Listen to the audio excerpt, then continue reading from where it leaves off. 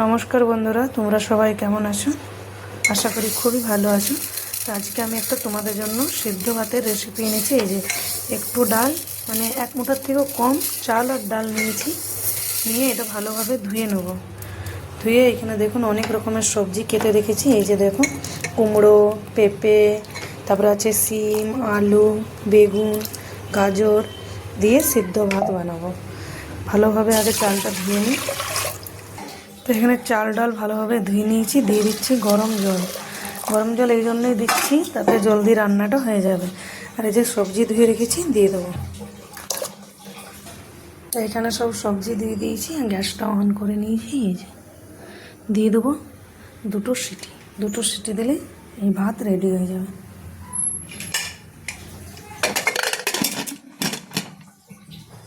তো যতক্ষণ সিদ্ধ ভাত হচ্ছে আমি আরেকটা রেসিপি শেয়ার করছি, মটর পনির। এখানে নিয়ে নিয়েছি জল, আর দিয়ে দিলাম নুন, আর দিয়ে দিলাম এই যে মটর ছাড়িয়ে রাখিয়েছি দিয়ে। এখানে দেখুন প্রেসারে সিটি এসে গেছে, একটা নামিয়ে দেবো। আর এখানে মটর পনির যে বানাচ্ছি তার মশলা রেডি।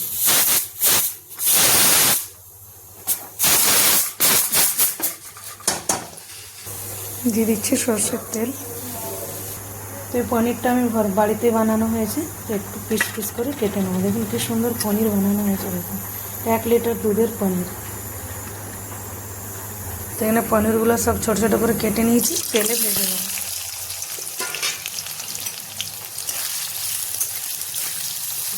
তো এখানে খুব বেশি পনির লাল করে ভাজবো না, এই যে হালকা যে লালচে হয়েছে পনির ভাজা হয়ে গেছে, উঠিয়ে রেখে নেবো। তো এই যে পনির ভাজা হয়ে গেছে, আর এখানে পনির ভাজা তেল অনেকটা ছিল, উঠিয়ে রেখে নিয়েছি। এই তেলেই পেঁয়াজ ভেজে নেবো আর কাঁচা লঙ্কা দিয়ে দিচ্ছি। এই তেলেই গোটা জিরা দিয়ে দিলাম, গোটা সাদা জিরা দিয়ে দেবো। এই যে পেঁয়াজ কেটে রেখেছি, সেখানে পেঁয়াজ হালকা ভেজে নিয়েছি। দিয়ে দিচ্ছি কেটে রাখা টমেটো। টমেটোটা এমন ভাজবো যেমন গলে যায়। এখানে দেখুন টমেটো পেঁয়াজ দুটোই ভাজা হয়ে গেছে। এখানে একটা প্লেট নিয়েছি, ঠান্ডা হওয়ার জন্য দিয়ে দেবো। তো এখানে আরও কড়াই তেল দিয়ে দিয়েছি। দিয়ে দিচ্ছি একটা দালচিনি, দুটো তেজপাতা, একটা শুকনো লঙ্কা। এই যে এখানে আদা রসুন পেস্ট করে রেখেছি দিয়ে দিচ্ছি। এই যে মশলাটা বেটে নিয়েছি দিয়ে দিচ্ছি।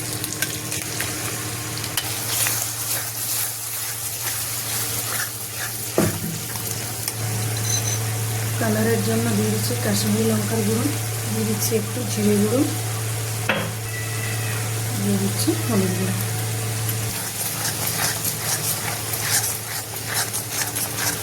একটু হাতে ঘষে কাশ্মীরি মেখে দিয়ে দিচ্ছি। দিয়ে দিচ্ছি স্বাদ মতো নুন। এখানে মশলা ভালোভাবে কষা হয়ে গেছে। এই যে সিদ্ধ করে রাখা মটর দিয়ে দিচ্ছি।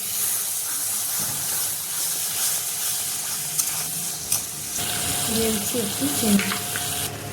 এখানে যে পনিরগুলো ভেজে রেখেছি দিয়ে দিচ্ছি।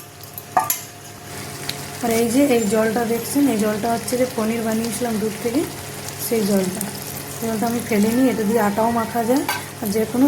তো এখানে দেখুন পুরো পনির রেসিপি সবজি আমার রেডি। একটু দিয়ে দিচ্ছি উপর থেকে গরম মশলা গুঁড়ো। তো এই পনির সবজি আর এই সিদ্ধ ভাত কেমন লাগলো আপনারা কমেন্ট করে নিশ্চয়ই জানাবেন। তো দেখুন কি সুন্দর রান্নাটা হয়েছে। এইভাবেই বানাবেন। না আমি মগজ বাটা দিয়েছি, না পোস্ত বাটা দিয়েছি, না কাজু বাদাম বাটা দিয়েছি, তাতে কি সুন্দর হয়েছে। দেখুন গন্ধটা কিন্তু খুব সুন্দর হচ্ছে। তো বন্ধুরা এই যে সিদ্ধ ভাত, এটা আমার জন্য আর বাড়ির সবার জন্য মটর পনির আর রুটি, মেথি শাকের পরোটা। তো এই দুটো রেসিপি কেমন লাগলো নিশ্চয়ই জানাবেন। ভালো থাকবেন, সুস্থ থাকবেন।